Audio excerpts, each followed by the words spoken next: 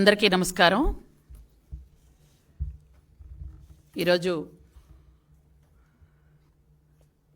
గిరిజన సంక్షేమ శాఖ మంత్రిగా, స్త్రీ శిశు సంక్షేమ శాఖ మంత్రిగా ఈరోజు మీ అందరి ఆశీర్వాదాలతో ఇక్కడ కూర్చున్నా. మొదట నేను తెలుగుదేశం పార్టీ కార్యకర్తను కాబట్టి కార్యకర్తల కష్టాలు బాధలు తెలుసుకోవడానికి గౌరవ ముఖ్యమంత్రి వర్యులు నారా చంద్రబాబు నాయుడు గారు ఆయనే స్వయంగా పార్టీ ఆఫీస్కి వచ్చి కార్యకర్తల కష్టసుఖాలు తెలుసుకుంటారు. మేము కూడా ఒక్కొక్క శాఖ ప్రతినిధులను వచ్చి ఇక్కడ ఆ జిల్లా నుంచి వచ్చినటువంటి ఎవరైతే ఉంటారో బాధితులు వాళ్ళ దగ్గర నుంచి అర్జీలు తీసుకొని ఏ డిపార్ట్మెంట్కి అవి పంపించాలో పంపిస్తూ, లేదా ఇక్కడే మనం పార్టీ ఆఫీస్లోనే కూర్చొని మాట్లాడవలసిన ఉంటే ఇక్కడ కూడా చూసి ఈ విధంగా కార్యకర్తలకి అండగా నిలబడ్డాలని ఈరోజు ఈ కార్యక్రమాలు ఏర్పాటు చేయడం జరుగుతుంది. ముఖ్యంగా గౌరవ చంద్రబాబు నాయుడు గారు ముఖ్యమంత్రిగా అయిన తర్వాత పార్టీ కార్యాలయంకి వస్తున్నారు. వచ్చి ఇంత బిజీ టైంలో కూడా పార్టీ ఆఫీస్కి వచ్చి పార్టీ ఆఫీసులో కార్యకర్తలు పలకరిస్తున్నారు అంటే ఆయన ఉన్నటువంటి ముందు చూపుకి, ఆయనకు ఉన్నటువంటి కార్యదక్షతకి నిజంగా మనం ఎన్ని జన్మలెత్తినా ఆయన రుణం తీర్చుకోవాలి. నిజంగా మనం అందరం కూడా కార్యకర్తలు అందరం ఈరోజు కార్యకర్తగా మనం అందరం కూడా ఈరోజు ఒక ఎమ్మెల్యే అయినా, ఎంపీ అయినా, మంత్రి అయినా, ఎవరైనా మనందరం కార్యకర్తలమే. కార్యకర్తగా కార్యకర్తల యొక్క కష్టకాలు మనం తెలుసుకోవాలి. ఈరోజు ఉదయం నుంచి మేడం ప్రతిభాభారతి గారు ఉదయం నుంచి గ్రీవెన్స్ చూశారు. నేను అసెంబ్లీలో ఉండడం వల్ల కొంచెం లేట్ వచ్చాను. గ్రీవెన్స్లో చూసినవన్నీ కూడా గత 5 సంవత్సరాలు పడిన బాధలు. మా రేషన్ కార్డు తీశారు, మా ఉద్యోగం తీసేశారు, నాకు ఉద్యోగం సస్పెండ్ చేశారు, లేదా మాకు ఇల్లు ఇవ్వలేదు, మా పొలం లాక్కున్నారు, ఇలా మమ్మల్ని కొట్టారు, లేదా మా బంధువుల్లో చంపారు. ఇవి తప్ప ఇంకోటి మనం వినలేకపోతున్నాం. అంత దారుణమైనటువంటి సంఘటనలు గత 5 సంవత్సరాలు జరిగాయి. గత 5 సంవత్సరాలు ప్రజాస్వామ్యాన్ని పూర్తిగా కూని చేసి అంబేద్కర్ గారి రాజ్యాంగాన్ని తొంగలో తొక్కి రాజారెడ్డి రాజ్యాంగాన్ని అమలు చేసుకుంటూ వెళ్ళినటువంటి నాయకులు ఈరోజు సిగ్గు లేకుండా ప్రజాస్వామ్యం బాగలేదని, ప్రజాస్వామ్యం ఇబ్బంది పడుతుందని మాట్లాడడం, గవర్నర్ దగ్గరికి వెళ్ళి లెటర్లు ఇవ్వడం, రాష్ట్రపతి పరిపాలన పెట్టాలనడం చూసుకుంటే నవ్వు రావట్లే మీకు అందరికీ. నాకైతే ఎంత హాస్యాస్పదంగా ఉందంటే దెయ్యాలొచ్చి వేదాలు చెప్తున్నట్టుంది. గులివెంద గింజ కింద నలుపు చూసుకోకుండా మాట్లాడుతున్నట్టుంది నాకు. అసలు దెబ్బలాట్లకి, బూతులకి, కొట్టుకోవడానికి అజ్జులే మీరు, దెబ్బలాడుకోవడానికి మొదటి అడుగేసిందే మీరు. గత 5 సంవత్సరాలుగా మంచోళ్ళు అన్నాళ్ళు మీరు ఎక్కడైనా ఉంచారా? జగన్మోహన్ రెడ్డి అసలు ఇతను ఎలా మాట్లాడుతున్నాడో నాకు అర్థం అవడం లేదు. కానీ ఈరోజంట ఆయనకి గవర్నర్ దగ్గరికి వెళ్ళి అర్జీ ఇస్తున్నాడంట. మరి మీ బాబాయ్ చచ్చిపోయినప్పుడు ఎందుకు నువ్వు గవర్నర్ దగ్గరికి వెళ్ళి అర్జీ ఇవ్వలేదు? రాష్ట్రపతి పరిపాలన పెట్టాలట. గత 5 సంవత్సరాలు ప్రతిరోజు రాష్ట్రపతి పరిపాలన పెట్టాల్సిన టైమేనే. మరి ఎందుకు ఆ రోజు అడగలేదు? ఆ రోజు నిజంగా బాబాయ్ చనిపోతే బాబాయిని గుండెపోటని చెప్పింది ఎవరు? మీరేగా ఫస్ట్. బాబాయ్ గుండెపోటని చెప్పిన తర్వాత వాళ్ళ కూతురికి అనుమానం వచ్చి ఏమిటి అని ఆరా తీస్తే ఇంటి నిండా బ్లడ్ ఉంటే, లేదు మా నాన్నగారు గుండెపోటు కాదని ఆవిడ అనుకుంటుందని అప్పుడొచ్చి అన్నదమ్ములు ఇద్దరు, ఈయనతో పాటు ఇంకొక ఆయన ఉన్నాడు కదా ఎంపీ, ఇద్దరు వచ్చి వీళ్ళిద్దరూ డ్రామాలు వెళ్ళారు. అప్పుడు ఇలా కొట్టారు, ఇలా చంపారు, ఇలా లాగారు అని పూర్తిగా ఖండాలుగా గొడ్డలతో నరికి చంపేస్తే గుండెపోటని చెప్పినటువంటి దొంగ నాటకాలాడిన మీరు ఈరోజు ప్రజాస్వామ్యం గురించి మాట్లాడతారు. ఈ ఇద్దరు అన్నదమ్ములే చంపేశారని ఆ ఇద్దరు అక్క చెల్లెలు, సొంత అక్క చెల్లెలు ఇద్దరు, ఓ పక్క షర్మిల గారు, ఇంకో పక్క సునీత గారు, ఇద్దరును ఈ ఇద్దరు అన్నదమ్ములే చంపేశారు అని డైరెక్ట్గా చెప్పిన రోజు మీకు మాటలు ఏమయ్యాయి? ఆ రోజు ఎందుకు సిబిఐ ఎంక్వైరీ పెట్టలేదు? నిజంగా ఢిల్లీ వెళ్ళి ఈరోజు మీరు ధర్నా చేయడం కాదు, ఢిల్లీ వెళ్ళి సిబిఐ ఎంక్వైరీ మీ చిన్నాన్ని ఎవరు చంపారో వెయ్యగలవా? నీకు ధైర్యం దమ్ముంటే సిబిఐ ఎంక్వైరీ కోరుకోగలవా? ఎవరు చంపారో అది చెయ్యలేవు. ఎందుకంటే మీ ఇంట్లోనే చంపారు. మీరేమో ప్రజాస్వామ్యం గురించి మాట్లాడుతున్నారు. ఈరోజంట ఎవరైనా కక్షపూరితంగా ఒకరికొకరు కొట్టుకుంటే అది మా మీద ఆపాదిస్తారు. కక్షపూరితంగా ఎవరెవరైనా చంపుకుంటే అది మా మీద ఆపాదిస్తారు. వెంటనే అబద్ధాలు ఆడడం మీకు వెన్నతో పెట్టిన విద్యలా ఉంది. ఎందుకంటే మొదటి నుంచి అదే. మీ బాబాయిని చంపేసిన తర్వాత మీరే చంపేసి గుండెపోటు అన్న అంత పెద్ద అబద్ధం ఆడిన వాళ్ళు చిన్న చిన్న అబద్ధాలు ఆడరని మేమైతే అనుకోవడం లేదు. ఎందుకంటే మీకు ప్రజాస్వామ్యం అని కానీ, మనుషులని కానీ, మానవత్వం అని కానీ మచ్చుకు కూడా ఎక్కడా కనిపించలేదు జగన్ రెడ్డి నీకు. ఈరోజు మీరు మాట్లాడుతున్నారే 33 చనిపోయారు, సిగ్గనిపించట్లే మాట్లాడడానికి. 3-4 ఎక్కడో మీరే నరుక్కొని మీరే చంపేసుకొని 33 చనిపోయారు. 30,000 మంది ఆడపిల్లలు కనిపించకుండా పోతే ఆ రోజు ఏమైంది నీ మాటలు? గత 5 సంవత్సరాలుగా 30,000 మంది ఆడపిల్లలు మేం చెప్పలే, అది రిపోర్ట్లు చెప్తున్నాయి, గవర్నమెంట్ రిపోర్ట్స్ చెప్తున్నాయి. ఆ రోజు ఏమైంది? ఆ రోజు ఏ గవర్నర్ని కలిసావు? తాడేపల్లి కొంపలో పరదాలు వేసుకొని కూర్చున్నావు.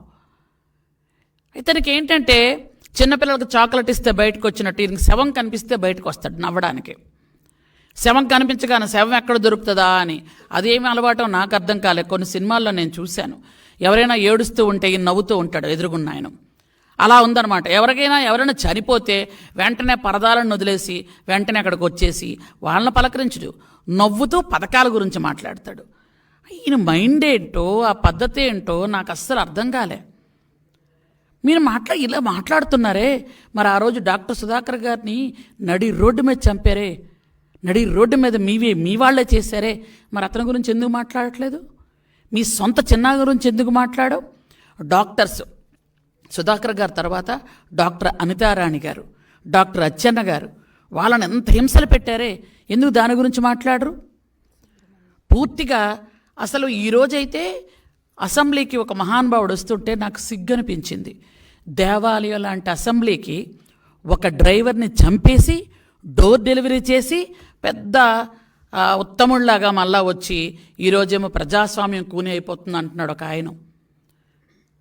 ఆయన అసలు ఏం వాళ్ళు వచ్చి ప్రజాస్వామ్యం గురించి మాట్లాడుతున్నారే.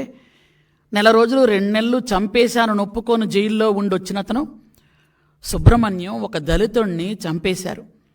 ఈరోజు ఆ మహానుభావుడు వచ్చి ఎన్ని మాటలు మాట్లాడుతున్నాడంటే పూర్తి మళ్ళీ చూస్తే అనంతమంతా చెప్పినటువంటి అనంతబాబు ఏదో ఈయనకి అస్సలు ఎక్కడా ఏ మచ్చలేనట్టు.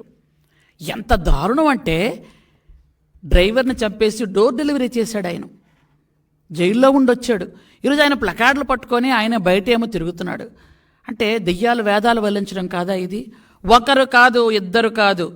యాక్చువల్గా అయితే ఓం ప్రతాప్, కోడికత్తి సీను మీకు సాయం చేయడానికి చేశాడో దేనికి తెలియదు కానీ 5 ఏళ్ళు ఉంచారు పాప మా దళిత యువకుడిని లోపల. అలాగే హనుమాయమ్మ, స్నేహలత, రమ్య, వెంకాయమ్మ, శ్యామ్ కుమారు, కర్రీ శ్రీకాంత్, జడ్జి రామకృష్ణ గారు, వీళ్ళందరూ గుర్తులేదా?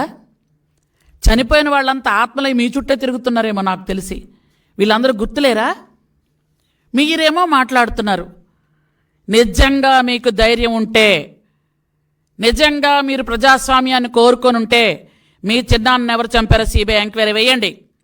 సిబిఐ వాళ్ళు వస్తే బాంబులేస్తామని బెదిరించి పంపించిన మీరు కూడా ప్రజాస్వామ్యం గురించి మాట్లాడుతున్నారేంటి జగన్మోహన్ రెడ్డి గారు? ఏమి విడ్డూరం అండి ఇది? సిబిఐ వాళ్ళు వస్తే తరిమేసిన మీరు, బాంబులేస్తామని బెదిరించిన మీరు, పోలీసులను కూడా తరిమి పంపించిన మీరు ఈరోజు ప్రజాస్వామ్యం గురించి మాట్లాడతారు. రాష్ట్రపతి పాలన కావాలట 4 రోజులకే. 5 సంవత్సరాలు బిక్కుమంటూ ప్రతి పల్లెల్లోన అసలు బ్రతకాలా చావాలా తెలియక, ఎవరికి చెప్పుకోవాలా తెలియక, బ్రిటిష్ పరిపాలనలో ఉన్నామా జగన్ రెడ్డి పరిపాలనలో ఉన్నామా అని బిక్కుమనుకొని 5 సంవత్సరాలు చూసి ఎప్పుడు ఈ దుర్మార్గుడ పాలన పోతుంది, ఈ సైకో పాలన పోతుంది అని రాత్రి 11 దాకా క్యూ లైన్లో నిలబడి గౌరవ చంద్రబాబు నాయుడు గారిని ముఖ్యమంత్రిగా గెలిపించుకున్నారు ప్రజలందరూ కూడా ప్రజాస్వామ్యం రావాలి, ప్రజాప్రభుత్వం రావాలి, చంద్రబాబు నాయుడు గారు ముఖ్యమంత్రి అవ్వాలని 5 సంవత్సరాలు కళ్ళు మూసుకొని ఆ రోజు రాత్రి 11, 12 దాకా ఓట్లేసి ఆ మహానుభావుని గెలిపించుకొని 164 సీట్లు, నభూతో న భవిష్యత్, ఇంతకు పూర్వం లేదు ఇక ముందు రాబోదు, 164 సీట్లు గెలిపించుకుంటే నువ్వు గెలిచిన 11, ఆ 11 మందిని వేసుకొని నువ్వేమైనా వస్తావా అంటే అసెంబ్లీకి రావు, 5 నిమిషాలు నీకు ఓపిక ఉండదు, వచ్చిన 5 నిమిషాల్లో వెంటనే తిరిగి వెళ్ళిపోతావు, ప్రమాణ స్వీకారం చేయడానికి కూడా నీకు ఓపిక ఉండదు. నువ్వా ప్రజాస్వామ్యం గురించి, ప్రజల మంచుల గురించి, బాగోగుల గురించి మాట్లాడేది? ఎందుకంటే ఇలా ఎక్కువగా మాట్లాడి అసలు నీకు పరువు లేదు, అది వేరే విషయం. ఉన్న పరువుని ఏమాత్రమైనా అది తీసుకోవద్దు. ఎందుకంటే ప్రజలు ఆల్రెడీ నిన్ను చీకొట్టారు, నువ్వు వద్దు అనుకున్నారు, నీ పరిపాలన వద్దు అనుకున్నారు, అసలు నీ అజమాయిషి వద్దు అనుకున్నారు, నీ పరదాలు వద్దు అనుకున్నారు, నీ కక్షాదింపులు వద్దు అనుకున్నారు, నీ తాలూకా బిల్డప్లు వద్దు అనుకున్నారు, నీ తాలూకా వెకిల్ నవ్వులు వద్దు అనుకున్నారు. కాబట్టి అలా నువ్వు 5 సంవత్సరాలు రెస్ట్ తీసుకుంటే బెటరు. ఎందుకంటే ఇంకా చాలామంది ఏమనుకుంటున్నారంటే ఎవరికైనా చూపించండి రా పాపం అని అనుకుంటున్నారు. ఎందుకు ఆ లెవెల్కి తెచ్చుకుంటావు? కాబట్టి మేమైతే నీ గురించి అసలు మాట్లాడకూడదు అనుకున్నాం. ఎందుకంటే మాకు ఈ బూతులు మాట్లాడిన వాళ్ళు, ఇలా వెకిలుగా మాట్లాడిన వాళ్ళ గురించి మాట్లాడడం సభ్యత కాదు అని మాకు తెలుసు. మాకు చంద్రబాబు నాయుడు గారు ఎప్పుడు క్రమశిక్షణ, పట్టుదల, పని ఎలా చేయాలి, ఎలా మనం బిహేవ్ చేయాలి నేర్పించారు. నిజంగా మేము కక్షాదింపు చెయ్యాలి అనుకుంటే చంద్రబాబు నాయుడు గారు ఒక్క కంటి చూపు చాలు, మేమక్కర్లేదు. ఇంతవరకు మీతో బాధించబడిన కార్యకర్తలే నిజంగా మిమ్మల్ని ఏమైనా చేయగలరు. కానీ మా బాబు గారు చెప్పింది ఏమిటో తెలుసా? వాళ్ళు తప్పు చేశారని మనం తప్పు చేయకూడదు, వాళ్ళు గడ్డి తిన్నారు కాబట్టి మనం అలాంటి పనులు చేయకూడదు, మనం ప్రజాస్వామ్యబద్ధంగా మనం వాళ్ళని శిక్షించాలి తప్ప మనం వాళ్ళు కొట్టారంటే మనం కొట్టడం అలా చేయకూడదు అని చెప్పినటువంటి మా దేవుడు లాంటి మా చంద్రబాబు నాయుడు గారి మాట విని ఈరోజు ఎంతో కష్టపడుతున్నటువంటి, హత్యలకు గురైనటువంటి, ఎంతో ఇబ్బంది పడిన కార్యకర్తలు కూడా ఊరుకున్నారు. మనం చంద్రబాబు నాయుడు గారిని ఎక్కువ కష్టపడ్డామా? 53 రోజులుగా ఏ కారణం లేకుండా జైల్లో వేసి కనీసం భార్యని పిల్లలు కూడా చూపించకుండా, మనవణ్ణి చూపించకుండా ఆయన ఎంత ఇబ్బంది పెట్టారు. వేడి నీళ్ళు ఇవ్వకుండా, ఒక ఫ్యాన్ ఇవ్వకుండా, ఒక పేపరు పెన్ను ఇవ్వకుండా ఆయన ఎంత ఇబ్బంది పెట్టారు. మంచి భోజనం ఇవ్వకుండా ఇలా చేసినటువంటి అయినా 53 రోజులుగా ఆయన ఓర్చుకొని ఆయన కన్నా కష్టపడ్డామా మనం?